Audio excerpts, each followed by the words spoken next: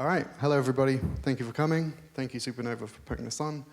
This is my talk today, updating brand identity with the help of a design system.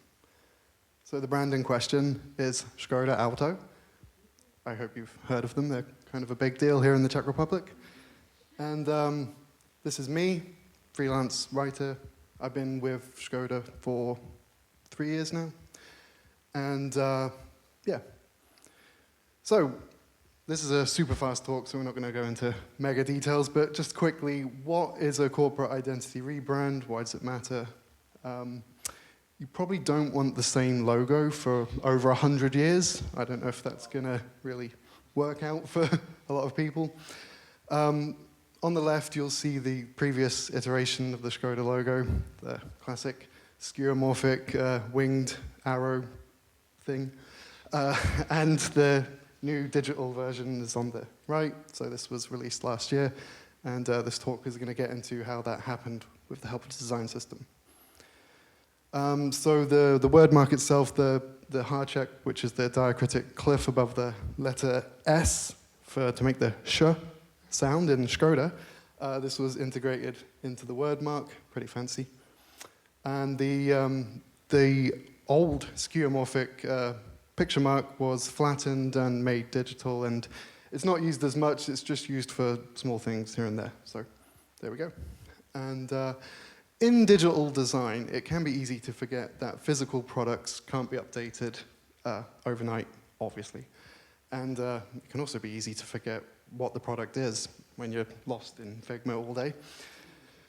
The products are rolling out with the new look, and that's great. So the cars are starting to be updated. And just to give a sense of scale, this is Mladá Boleslav, where Skoda is headquartered.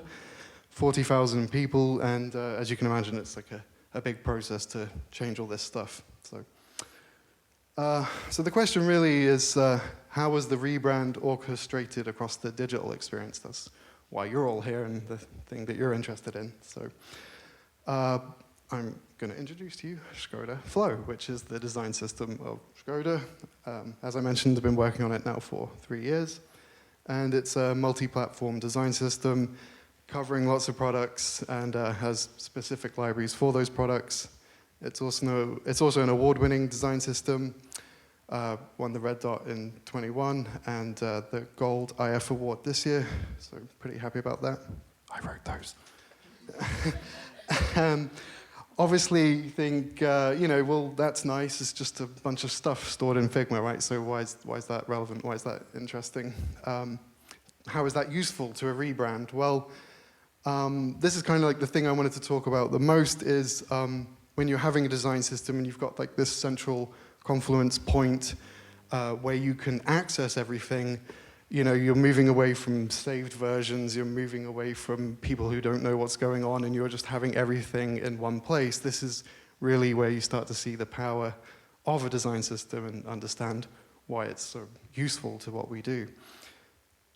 And obviously, design systems help break down those silos, which you can imagine are massive in a company like Skoda with multiple product teams all working on different stuff. They don't even know each other. So yeah, and design system can obviously be more than just a repository of stuff. You can use it for guidelines, kind of like also over here, and even for having templates and things that like non-Figma designers might want to use. So pretty cool.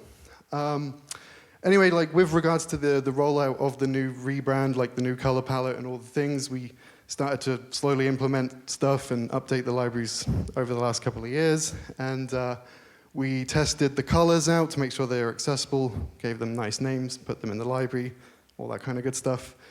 And the components themselves got nice refresh, icons, buttons, everything. So it wasn't just a color update, it was like a full-on rebrand, right? So we even tested out the light and dark modes for some products. This is the My Skoda app, which is the app that you use with the car. So back to the question, could a digital transformation of this size have happened so quickly without a design system? I promise you, no, it could not have. Like I said, I've been a writer for 20 years. I remember having to all crowd around one person's computer in a in a publishing house, saved versions, all that kind of nonsense. Like, it's unbelievable how quick you can do stuff now. So yeah, the result is a new corporate identity that was rolled out really quickly, really smoothly, partially thanks to the design system. Not going to give it all the credit, but obviously it really helped, just update libraries. There you go, it's off. And here we go, multiple updates, all different touch points in the car, web, mobile, even the digital assistant, everything was updated really quickly. And there's some before and after shots of the web, mobile, before and after, in-car, before and after. You can see, like, massive update, everything is looking more consistent, looking nicer, all that good stuff.